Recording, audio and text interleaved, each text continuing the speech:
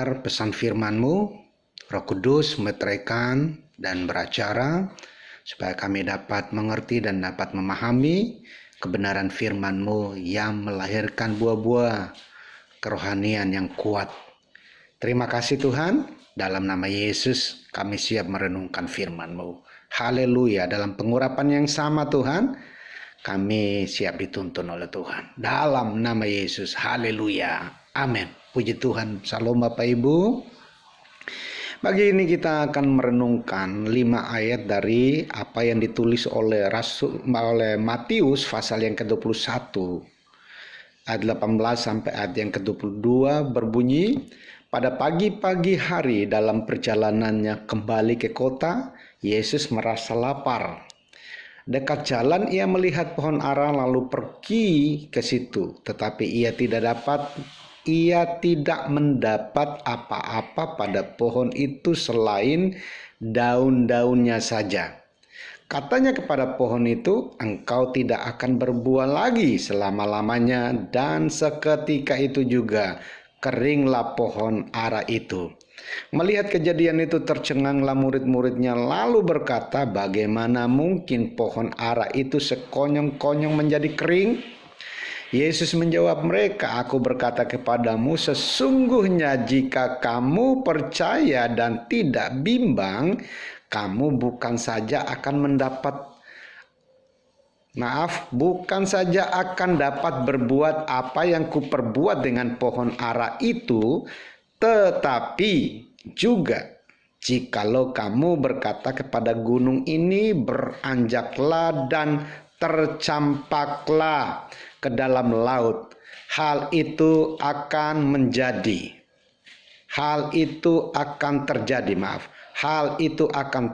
Ayat 22, dan apa saja yang kamu minta dalam doa dengan penuh kepercayaan, kamu akan menerimanya. Dari kelima ayat yang baru saja kita baca, itu merupakan isi kesaksian nyata yang dilihat oleh Matius, murid Yesus. Dari sinilah kita bisa mendapatkan beberapa kesimpulan penting dari pengajaran Sang Guru Agung kita. Karena waktu kita singkat, kita tidak akan bisa berbicara panjang lebar mengenai kelima ayat ini. Namun saya sudah simpulkan di sini. Yang pertama, berdasarkan Matius 21 ayat 18-19, pada pagi-pagi hari dalam perjalanan Yesus kembali ke kota, itu bicara, kalau kita lihat di ayat sebelumnya, Yesus pernah menyingkir ke Betania. Dan sekarang di ayat yang ke-18 ini Matius menuliskan kembali apa yang sedang terjadi. Yesus kembali, pagi-pagi itu Yesus kembali bertolak atau berjalan kembali ke kota Yerusalem, di mana waktu itu Yesus pernah melakukan restorasi di sana, ya, di Bait Allah. Jadi pagi-pagi hari dalam perjalanan Yesus kembali ke kota Yerusalem, tiba-tiba tuh Yesus merasa lapar. Mengapa di ayat 18 ini Matius sedang menceritakan tentang perjalanan balik rombongan Sang Guru Agung kembali ke kota Yerusalem? Itu berarti tadinya setelah merestorasi kembali Bait Allah, Yesus dan murid-muridnya menyingkir ke Betania dan sekarang hendak kembali ke kota Yerusalem. Nah, kalau kita lihat di ayat yang ke-17 itu, lalu Yesus meninggalkan mereka dan pergi keluar kota ke Betania dan bermalam di situ. Dan pagi-pagi Yesus tidak tetap di Betania, tapi Yesus kembali masuk kota Yerusalem. Itulah kenyataannya bahwa kalau kita lihat ketika pagi-pagi Yesus bangun, ya sebagai manusia biasa Yesus merasa lapar. Karena pada kenyataannya memang benar-benar Yesus itu manusia 100%. Maka ketika pagi-pagi dia merasa perutnya kosong, perutnya lapar, pingin makan, pingin menikmati sesuatu. Ada sesuatu yang bisa ia makan untuk menghilangkan rasa laparnya. Yesus memang merasa lapar. Yesus memang merasa haus. Sama seperti manusia biasa. Namun yang membedakan Yesus dengan kita adalah Yesus betul-betul 100%. Yesus juga betul-betul 100% Allah. Jadi Yesus 100% manusia, Yesus 100% Allah. Jadi kalau bicara mengenai Yesus merasa lapar, betul dalam posisinya sebagai manusia, dia juga merasakan nuansa apa yang biasa kita alami. Kita butuh makan, kita butuh minum, kita butuh tidur. Dan Yesus mengalaminya. Yesus juga merasakannya. Alkitab katakan bahwa di sini Yesus merasa lapar. Nah, oleh karena itu di dekat jalan yang akan ia lewati, Yesus melihat pohon ara lalu pergi ke situ. Jadi Yesus melihat sebatang pohon ara, ya kan? Di depannya ada pohon ara, woi subur sekali. Tentu pohon yang subur, pandangan kemanusiawian kita akan berkata, berarti pohon ini sehat dan tentu punya buah. Tapi apa yang terjadi? Ternyata hanya memiliki daun yang lebat, subur, hijau, tapi tidak memiliki buah. Pertanyaannya, apakah sewaktu Yesus melihat pohon ara tersebut, Yesus sudah tahu tidak bahwa pohon tersebut tidak memiliki buah? Walaupun dia tumbuh hijau dan sehat. Jawabannya adalah yes, sebagai Allah dia tahu. Tapi mengapa dia harus memaksa ke sana? Karena Yesus selalu dalam pelayanannya itu selalu menggunakan contoh-contoh, ya, perumpamaan-perumpamaan, supaya setiap orang yang mengikuti pengajarannya dapat mengerti dan memahami maksud dari Injil Kristus yang dia beritakan. Lalu pertanyaannya, mengapa? Kalau Yesus memang sudah tahu, mengapa Yesus harus mendekati? Bahkan Yesus harus mengutuk. Saudara, arti dari tindakan Yesus ini memberikan sebuah perumpamaan, sebuah contoh kepada kita. Bahwa kerohanian yang berbuah itu tidak bisa diukur dari physically. Apakah kita itu gemuk, kurus, happy ya dari terbit matahari sampai tenggelamnya? Orang seperti ini tidak bisa juga dijaminkan bahwa dia happy. Karena ada banyak orang yang mengerti trik ini untuk menutupi kekurangannya.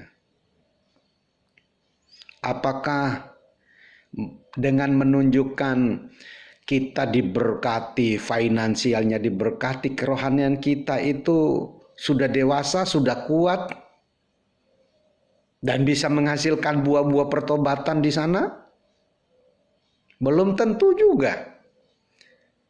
Jadi kalau kita lihat bahwa Yesus memang sudah tahu pohon ara tersebut tidak berbuah. Walau kelihatannya pohon ara tersebut itu subur, makmur, banyak daun, segar banget, tetapi dia tidak memiliki buah. Rupanya Yesus pengen memberikan contoh ini kepada kita, kepada murid-muridnya, bahwa kerohanian seseorang dapat diukur bukan dari makmurnya hidup finansialnya, bukan dari tenangnya hidup, tetapi apakah dia bisa menunjukkan buah-buah kebenaran Injil Kristus dari hidupnya atau tidak, yaitu buah pertobatan, buah iman, buah kasih kepada Tuhan dan kasih kepada sesama. apakah itu muncul atau tidak. Karena kita tidak bisa menggunakan makmur atau tidak, kaya, diberkati finansialnya atau tidak, menunjuk kepada, oh ini orang rohaninya keren banget. Belum tentu, karena bisa saja dia tipu sana tipu sini di luar sana. Maafkan saya. Keberhasilan bisnis kita bukan dari berkat dan pertolongan Tuhan, tapi karena kita pintar. Sama seperti perumpamaan seorang bendahara yang tidak jujur, menggunakan waktu yang ada untuk mencari keuntungan, kepentingan diri sendiri. Sewaktu-waktu nanti dipecat bosnya, dia sudah punya investasi di luar. Padahal investasi tadi muncul dari nama perusahaan yang ia kelola, milik bosnya. Ada banyak ketidakjujuran di luar sana. Tapi kita tidak mau terpaku di situ. Kalau ada di antara kita, bertobatlah. Karena yang diminta Tuhan di sini adalah bertumbuh dan berbuah. Berbuah lebat. Yang salah satu kelihatan dari hidup kita adalah buah pertobatan itu jelas, bukan diomongin saja, bukan sekedar kata-kata. Nah, itu dia tuh. Bukan sekedar kata-kata, tapi betul-betul buah pertobatan itu jelas. Nah, oleh karena itu mari kita lihat apa yang terjadi ketika Yesus mendekati pohon ara tersebut, lalu jelas bahwa pohon itu tidak memiliki buah. Kita lihat lanjutan ayat ini. Katanya kepada pohon itu, engkau tidak akan berbuah lagi selama-lamanya. Dan seketika itu juga keringlah pohon ara itu. Jadi perkataan Yesus ini juga memberikan makna rohani yang jelas buat kita, Bapak Ibu, bahwa makna dari kutukan Yesus mengajarkan kepada kita tentang yang pertama, ada kuasa dalam perkataan kita. Maka berhati-hatilah dengan ucapan yang kita ucapkan. Mulutmu harimaumu. Nah, yang kedua, menunjuk kepada kekuatan iman. Jadi waktu kita ucapkan sesuatu disertai iman, maka itu akan terjadi. Jadi saat meminta, mintalah dengan iman, jangan bimbang. Amin. Mintalah dengan iman. Jangan pernah bimbang ataupun ragu, ya. Jangan bimbang. Yang ketiga, waktu kita mengucapkan perkataan iman tersebut, di samping kita tidak boleh bimbang, ragu, jangan sekali-sekali goyah karena keadaan. Tetap percaya seperti iman Abraham. Walaupun aku tidak punya dasar untuk berharap terhadap janji Tuhan, aku tetap percaya karena yang berjanji bukan manusia. Yang berjanji Tuhan yang memiliki hidup. Dan apa yang terjadi oleh imannya, dia melihat istriku sudah mati hai 70 tahun. Sudah nenek-nenek. Tapi justru kalau Allah berkehendak, nenek-nenek pun bisa melahirkan. Ada kekuatan iman di sana.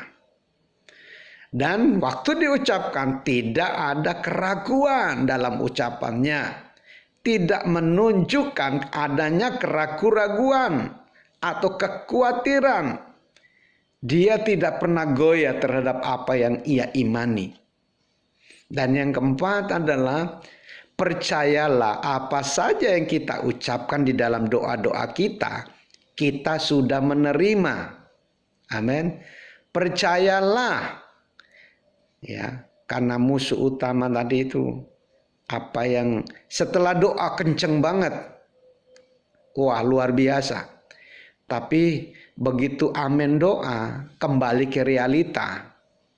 Ternyata jawabannya belum kunjung datang. Lalu dia izinkanlah itu. Virus ragu, khawatir, bimbang, goyah menguasainya. Akhirnya apa? Keyakinannya, kepercayaannya terhadap pribadi Allah yang ia sampaikan keinginannya tadi mulai goyah dan berkata, benar nggak sih bahwa Allah mendengar doaku? Benar nggak sih? Bisa nggak sih dalam kondisi seperti ini? Dan biasanya kita akan diperhadapkan kepada pilihan-pilihan yang simpel, mudah, yang disodorkan si kunyuk itu, yang disodorkan si iblis. Justru dalam proses seperti ini, iblis ringan banget. Dia akan mengajukan jawaban-jawaban yang simpel buat kita.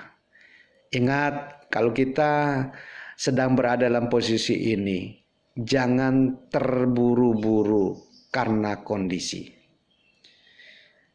Pandanglah kepada Kristus dan bertanyalah, ini jalan keluar dari Tuhan atau dari hantu? Karena biasanya dari hantu mudah banget, tapi akan menambah kasus baru, masalah baru. Tapi kalau jawaban dari Tuhan, selesai. Selalu tepat pada waktunya dan tidak akan memunculkan masalah baru. Jadi percayalah, apa saja yang kita ucapkan di dalam doa-doa kita, kita sudah menerima. Yang kelima, percayalah bahwa mujizat masih ada buat kita. Jadi jangan pernah berpikir bahwa dunia sudah kiamat. Masih berlanjut. Karena kita masih hidup di zaman anugerah dan kasih karunia. Tentu jelas kasih karunia dan anugerah Allah itu akan menjadi bagian kita setiap hari. Karena itu janji Tuhan. Dan yang berjanji bukan manusia. Tuhan yang berjanji. Nah, kalau Tuhan yang berjanji, dia tidak pernah bohong. Tuhan yang berjanji, dia tidak akan pernah tidak melakukan janjinya. Dia akan mengerjakan janjinya. Karena dia adalah Allah yang hidup. Yang bertanggung jawab untuk mengerjakan dan melaksanakan janji-janjinya kepada anak-anaknya yang kekasih. Jadi kerohanian yang menghasilkan buah tidak bisa diukur dari keadaan fisikly. Tidak bisa diukur apakah dia kaya atau tidak dalam hal materi. Tetapi apakah kita sudah memiliki untuk hidup di dalam, memilih untuk hidup di dalam pengenalan akan Allah dengan benar atau tidak. Karena itu apa yang harus kita lakukan supaya kita bisa bertumbuh subur dan menghasilkan buah kebenaran sebagai jemaat Tuhan yang hidup di hari terakhir. Yang pertama yang harus kita lakukan adalah kita harus tertanam di dalam sebuah gereja lokal yang sehat dan dapat mendidik dan mendewasakan iman kerohanian kita. Ini yang pertama, supaya tidak menerima kutuk, supaya kita tidak menjadi jemaat walaupun beragama tetapi tidak berbuah, atau kita tidak akan menjadi jemaat yang kelihatannya dari luar woi diberkati banget, tapi tidak ada buah-buah kebenaran dalam hidupnya. Nah, saran yang pertama buat kita adalah tertanamlah dalam sebuah gereja lokal di mana kita merasa aman, nyaman, tentram, dan diberkati, dan kerohanian kita itu mengalami pertumbuhan dari hari ke hari. Tapi kalau kita tertanam di sebuah gereja lokal, namun kayaknya tidak ada perubahan nih. Udah 10 tahun di situ, kayaknya disuruh doa nggak bisa pimpin doa. Disuruh melayani ini itu. Aduh, nanti aja Pak Pendeta. Ada banyak alasan. Nah, ini salah satu contoh kerohanian yang tidak berbuah. Berarti kesalahannya ada di mana ini? Ya kan? Renungkan baik-baik, kalau ada yang model gini bertobat. Ya kan? Berarti bukan kesalahan pada gerejanya. Kesalahan ada pada diri kita yang tidak mau diberdayakan untuk kerajaan Allah. Ya, apa gunanya tetap di situ, ya kan? Tetapi yang pertama harus tetap memilih untuk tertanam. Artinya jadilah jemaat yang menetap di sebuah gereja lokal. Karena di situ kita akan memperoleh pembinaan rohani yang intens. Yang kedua, gereja lokal yang kita pilih itu adalah gereja lokal yang bisa memfasilitasi, mengakomodir karunia dan talenta yang Tuhan berikan kepada kita masing-masing.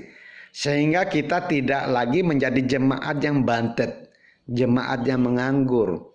Tapi kita akan menjadi jemaat yang terus belajar. Salah satu contoh, TDP merupakan perpanjangan tangan Tuhan melalui gereja lokal yang ada. Ini bukan gereja, ini adalah perhimpunan. Tetapi wadah ini juga berguna dan berfungsi untuk menjadi perpanjangan tangan Tuhan. Mengkoordinir, mengorganisir supaya talenta, kemampuan, karunia yang kita sudah terima dari Tuhan. Tahukah saudara bahwa di dalam diri kita itu ada ada tugas tanggung jawab yang bernama destiny ilahi. Allah telah menaruh destiny ilahi itu dalam diri kita supaya saat kita hidup di dunia kita bisa menjadi agen kerajaan Allah di bumi, menjadi perpanjangan tangan Tuhan di bumi untuk memberitakan tahun rahmat Allah kepada dunia. Dan jelas, destiny itu akan kelihatan melalui karunia, talenta, kemampuan ilahi yang Tuhan sudah berikan kepada kita. Salah satunya worship leader kah? Salah satunya mainkan musik, salah satunya adalah kalau mau ngomong firman itu luar biasa. Bisa gitu loh. Nggak kelu gitu. Nah, itu karuniamu. Kalau suka senyum jalan terus. Ya nggak capek-capek senyum. Itu cocok itu. Taruh di aser. Ya Pak John ya. Taruh di aser itu. Itu pasti orang tidak akan luka batin tuh. Tidak akan kepahitan. Kenapa? Karena yang menerimanya nggak sakit gigi, gitu ya. Penerima tamunya bukan orang yang sakit gigi tiap minggu, gitu ya. Senyum jalan terus, dan senyumannya itu senyum ilahi. Senyum bukan dibuat-buat, senyum bukan senyum genit, tapi senyum ilahi. Senyum love, senyum kasih Kristus, gitu. Pasti itu akan menolong banyak jemaat yang hadir ke gereja. Karena mungkin tadi baru berantem, mungkin tadi punya masalah. Disambut dengan begitu ramah, senyum yang tulus. Wah, langsung tuh masalahnya itu rontok, nggak sampai masuk ke dalam ruang ibadah. Itu yang kedua. Yang ketiga, hindari kebiasaan JSJJ. Apa itu JSJJ? Jemaat suka jalan-jalan. Kita harus memiliki rumah rohani. Kita harus memiliki keluarga rohani. Jangan suka jajan terus di luar. Ya kalau jajan bawa masuk ke dalam nggak apa-apa. Tapi kalau tidak punya tempat, tidak punya rumah, tidak punya keluarga rohani, sukanya gereja jalan-jalan, ya kan? Saya bilang JSJJ. Jemaat suka jalan-jalan. Nah, ini kita mesti bertobat di bagian itu. Karena kenapa kita perlu punya rumah rohani? Harus menjadi jemaat tetap. Keuntungan memiliki keluarga rohani di saat kita membutuhkan pelayanan pastoral, Ya, ada gereja yang melayani, ada gereja yang memberi perhatian tanpa kita harus mencari-cari gereja lain. Itu. Saya punya pengalaman di bagian ini, bahkan dia sampai-sampai mau adu pendetanya.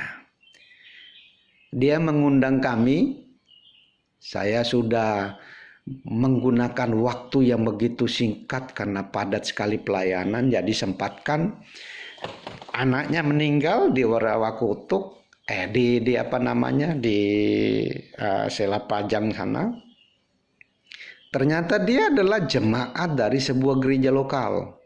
Dia tidak beritahukan kepada gembalanya, malah minta ke kita karena memang fasilitas ada disediakan. Semuanya keluarga terima bersih, beres. Karena gereja mengambil alih semua.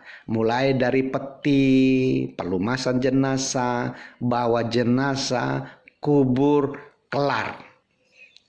Mungkin dia timbang-timbang, mendingan pilih gereja ini deh karena untung gitu bersih. Nah loh, begitu sudah mau turunkan mayat ke bawah, mau dimakamkan, gembalanya datang, nyap-nyap di situ. Ya saya kaget lah.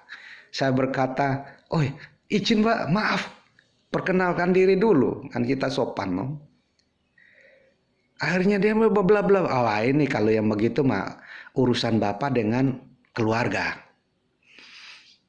Nah, sekarang kita pikirkan sebagai hamba Tuhan, apa yang harus kita lakukan? Masa kita berantem di depan mayat? Gini aja, saya serahkan tugas selanjutnya kepada Bapak sebagai gembala. Lakukan. Ini pelayanan terakhir Bapak, silakan. Dan singkat cerita, dia sadar, oh iya salah alamat. Dia peluk saya dan dia berkata, lanjutkan saja. Akhirnya kita bagi dua dan singkat cerita urusan dengan kami aman. Nah selanjutnya terserah Anda bagaimana urusan dengan jemaat, dengan keluarga. Intinya di sini adalah kita memperoleh pelayanan full dari gereja lokal. Ya. Itu yang pertama yang kita dapatkan, pelayanan pastoral itu dihandle sama gereja. Karena kita punya rumah rohani yang bertanggung jawab memperhatikan dan memberi pelayanan demi pertumbuhan rohani jemaat menjadi jemaat yang dapat terlayani, tumbuh sehat, dan menjadi jemaat yang dewasa. Lalu pelayanan apa lagi yang kita terima? Kunjungan doa. Jadi kalau kita punya gereja rohani ya, gereja lokal, tinggal beritahukan aja ke gereja, maka tim pastoral yang akan datang berkunjung mendoakan kita di rumah atau di rumah sakit atau di mana saja. Yang ketiga, waktu kita membutuhkan pelayanan untuk menikah, anak-anak kita menikah atau kita yang menikah, gereja tinggal diberitahukan, gereja lokal akan mengambil alih dan memberikan pelayanan maksimal. Yang terakhir adalah pelayanan kematian seperti yang saya bilang tadi, supaya tidak terjadi kasus baru. Ya memang pilihan tepat kita harus tertanam. Dan kalau sudah tertanam tinggal kasih informasi, kalau mengalami kedukaan tinggal kabarin di bagian pastoral. Maka tim pastoral akan meluncur untuk menghandle semua masalah jemaat. Dan kita boleh bahagia karena sama-sama dilayani, tumbuh kembang menjadi jemaat yang sehat, kuat, diberkati. Saya berdoa agar supaya kita semua yang hadir pagi ini